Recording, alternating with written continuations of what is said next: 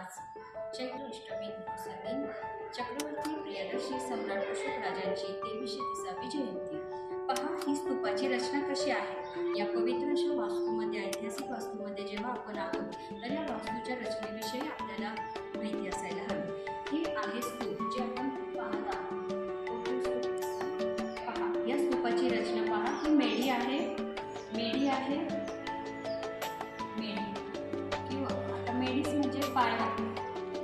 तोरणद्वार, हे तोरणद्वार दिसत आहे। ही हर्मिका दिसत आहे।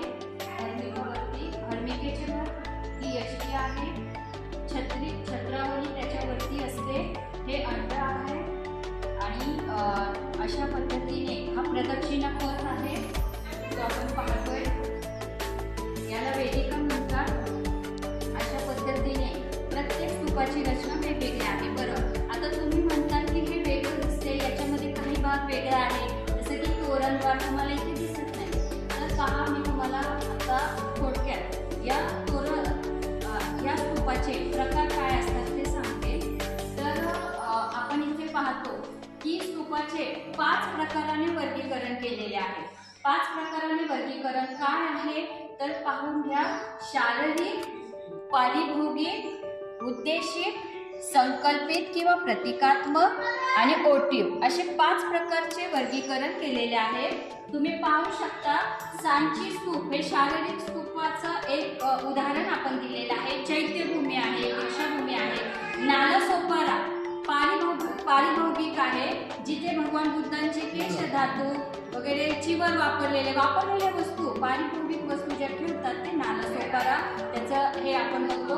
पूर्वी स्तूप म्हणजे काय होतं की मातीचा ढिगारा होता, नंतर तो डेव्हलप होत गेलेला आहे।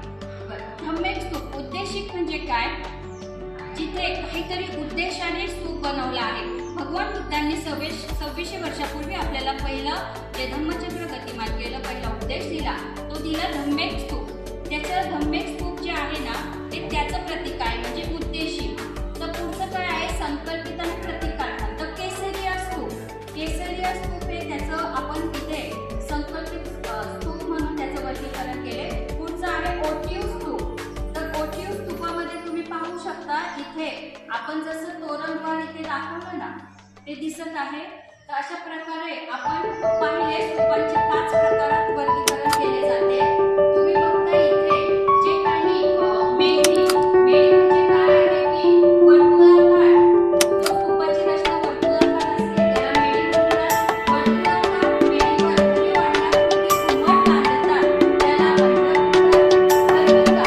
अंडावर बरोबर चौकोनी पेटीसारखा आकार संचायला पात्रा, त्या प्रत्येक पेटीमध्ये जो पात्रा आहे त्यामध्ये अवशेष असतात